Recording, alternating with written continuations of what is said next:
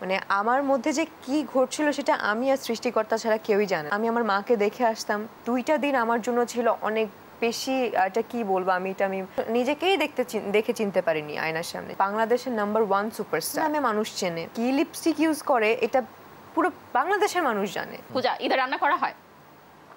সবসময় রান্না করা হয়। কোন রান্নাটা সবচেয়ে মজার হয় পূজার? আমার হাতে সব বাঙালি রান্নাই মজা, আমি বাঙালি রান্না খুব ভালো করতে পারি। নায়ক কি খেয়েছে নায়িকার রান্না এখনো?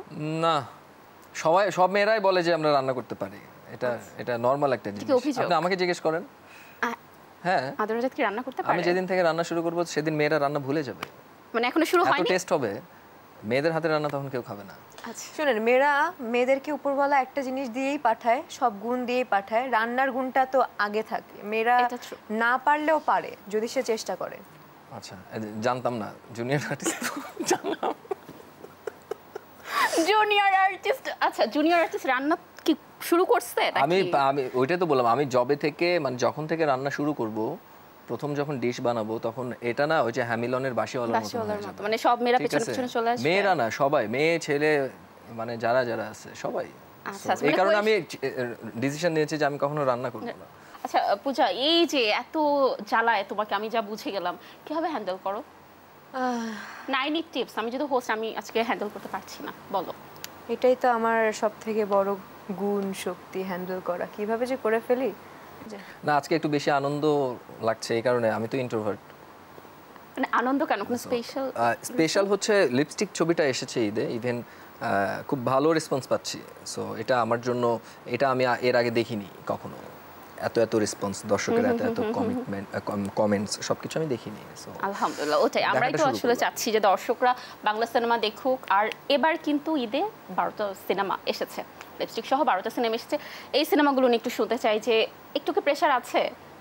কেন প্রেশার থাকবে? আমি আমার কথা বলি, শুধু তো ফার্স্ট টাইম লিপস্টিক না যে ঈদে আমার সিনেমা আসছে, সো আমার কোনো প্রেশার নেওয়ার কোনো কারণই নেই। এর আগেও আমার সিনেমা এসেছে, এবং তার চেয়ে বড় কথা, আমি যেই কাজটি দিয়ে শুরু করেছি, পোড়ামন 2, ওটাও কিন্তু ঈদের সিনেমা ছিল। সো যেই নতুন মেয়ে কিংবা যেই নতুন আর্টিস্ট শুরুতেই ঈদের মতন এত বড় উৎসবে আসতে পারে, তার জন্য এটা কোনো ব্যাপার না। সো আমার কাছে কোনো প্রেশার মনে হচ্ছে না, এবং যার নিজস্ব কন্টেন্টের জোরেই আসলে আগাবেন। অবশ্যই আমি আমার কথা বলবো, আমার সিনেমার কথা বলবো, আমার কন্টেন্টের জোর অনেক বেশি। 100 থেকে যদি বেশি কিছু থাকে, ওই মানে অত পার্সেন্ট আমার কন্টেন্টের জোর আছে। Yes, I am confident about my story, about my movie, everything, artist, সব কিছু মিলিয়ে আমি কনফিডেন্ট। এবং এখন পর্যন্ত আমি খুব ভালো রেসপন্স পেয়েছি। যদি একটাও নেগেটিভ রেসপন্স পেতাম, আমার কনফিডেন্ট লেভেল লো হয়ে যেত। যেহেতু সিনেমার কথা আসলোই আর কি, লিপস্টিক সিনেমার একটা গান কিন্তু একদম সুপারহিট, পূজা চেরির বেসামাল, যেটা সবগুলো, বাট বেসামাল পূজা চেরির জন্য স্পেশাল। ওটা বললাম যে মানুষ ইউটিউবে ভিউ অনেক, ফেসবুকে ভিউ অনেক, মানে এই গানের পেছনে এই যে পূজা চেরির একটা বোল্ড লুক দর্শক দেখতে পেল, এই ঘটনাটা একটু শুনি। এর আগে আমাকে এরকম টাইপের কোনো আইটেম গানে কিংবা ডান্স নাম্বারে দেখেনি মানুষ, এবং আমি নিজেকেও দেখিনি।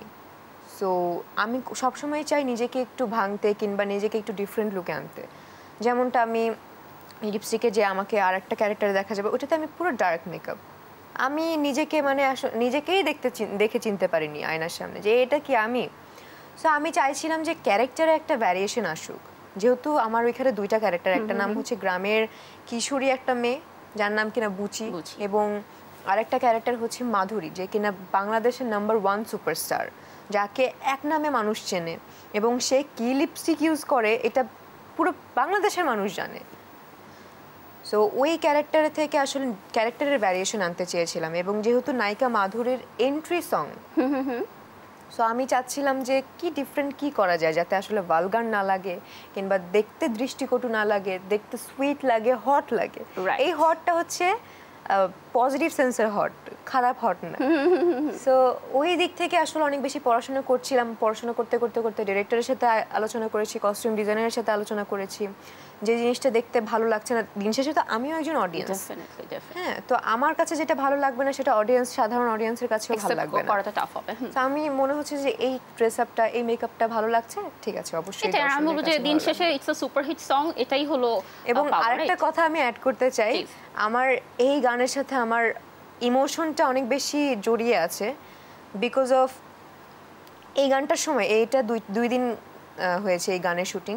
এই গানটার সময় আমাকে দেখা গেছে অন স্ক্রিনে যে আমি খুবই হাসি খুশি, খুবই বোল্ড লুক দিচ্ছি, বাট বিহাইন্ড দ্য ক্যামেরা মানে আমার মধ্যে যে কি ঘটছিল সেটা আমি আর সৃষ্টিকর্তা ছাড়া কেউই জানে না। বিকজ অফ ওই মোমেন্টটায়, ওই দিনটায়, ওই 2টা দিন আমার মা ছিল আইসিইউতে, মৃত্যুর সাথে সে লড়াই করছিল। সো ওই জায়গা থেকে আমি শুটিংয়ে যাওয়ার আগে আমি আমার মাকে দেখে আসতাম, শুটিংয়ে যেতাম, তারপর শুটিং শেষ হলে আমি আবার হসপিটালে যেতাম মাকে দেখতে। সো ওই মোমেন্টটা, ওই 2টা দিন আমার জন্য ছিল অনেক বেশি, এটা কি বলবো আমি, এটা আমি পারফেক্ট ওয়ার্ডটা খুঁজে পাচ্ছিলাম না। আমরা আসলে এটা বুঝতে পারি যে আসলে আমরা দর্শক জানি যে একটা প্রিয় মানুষ হারানো আর যখন মাকে আমরা হারাই আসলে এই ব্যাপারটা আসলে অনেক বড় ব্যাপার। আমরা চাই যে আন্টি যেখানে থাকুক পূজাকে সবসময় আশীর্বাদ দিক এবং আন্টির আশীর্বাদে লিপস্টিক সিনেমাও আরো সুপারহিট হয়ে যাক।